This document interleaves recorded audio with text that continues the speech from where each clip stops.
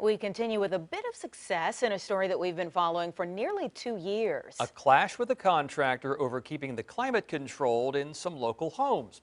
One couple we talked with says the HVAC unit they bought never worked right. They filed a complaint with the state, and that's where the help came in. Heading your side's Chris Horne has this update for us tonight. The contractor sat on the family's couch a year and a half ago, and we recorded it. He said he'd make it right, but he never did. As it turns out, our reporting was part of the case. I hate being taken advantage of. Joe and Toby Risson had hired Antoine Chapman to install a heating and cooling system for $10,000. 10 months of failures led to their call to 10 on Your Side in August 2019. He told us he'd make it right.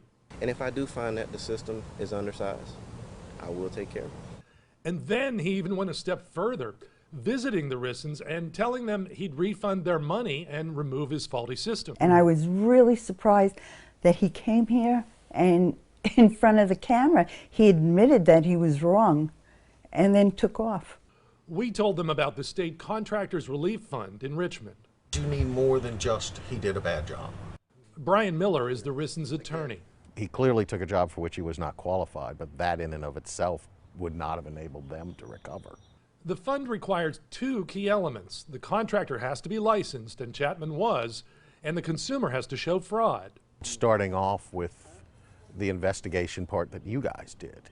Our reporting and Chapman's messages to the Rissons combined to make a trail of evidence. We had the video clips that you guys were able to obtain and the text messages that he sent to Mr. Risson, where he was making all sorts of false promises. The Rissons paid a second contractor $16,000 for a proper system.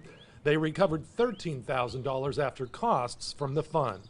Fantastic. Yeah. I am so glad that someone recommended you. I don't know what we would have done without you. And then you recommended a great lawyer. And while recovery from this fund is quite rare, it does happen.